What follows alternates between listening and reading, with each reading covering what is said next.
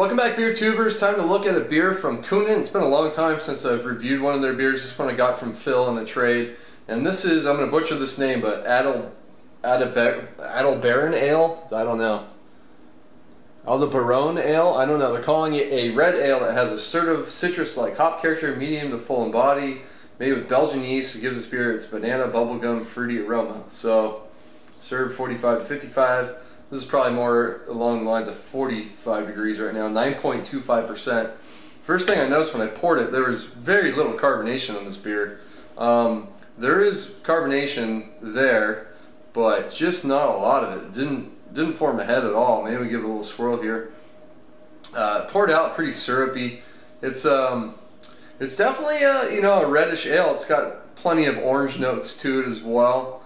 But let's get the nose on it. Oh yeah, first thing I noticed, bubblegum right away. Yeah, just a lot of, I'm not getting a ton of citrus. A little bit of like earthy piney character. Man, that bubblegum though is just absolutely dominating the nose. Maybe it's a little too cold to pick up some of the other flavors, but I wouldn't call it a assertive hop character on the nose.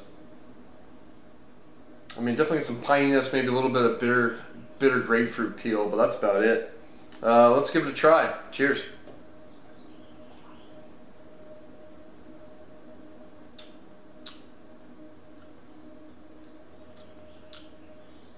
Maybe this isn't the freshest bottle because I'm not getting a ton of hops. Definitely getting the red ale aspect. Certainly getting the Belgian character. The Belgian yeast is a big factor in this beer. So up front, you do get a little more citrus in the taste. There's a little bit of some orange in there. There's also some bitter grapefruit pininess.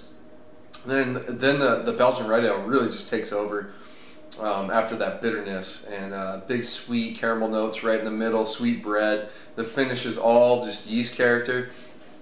A ton of bubblegum. Little bit of a peppery spiciness, little like clove-like spice character, but the bubblegum tends to dominate. There's maybe a touch of fruitiness in there, and the aftertaste is really dry, sort of almost like chalky aftertaste. The banana's there, but it's not the bubblegum definitely covers up most of it. You have to really dig deep for it. So it's it's a beer that I don't know where to put this. This to me is just like a hopped up Belgian beer for sure. This is definitely not like some kind of like IPA. It just has a little more, I guess, American hop influence to, well, it's probably a fairly traditional beer. Personally, I don't really like big bubblegum forward beers, and the lacking carbonation just kind of doesn't help with this one either.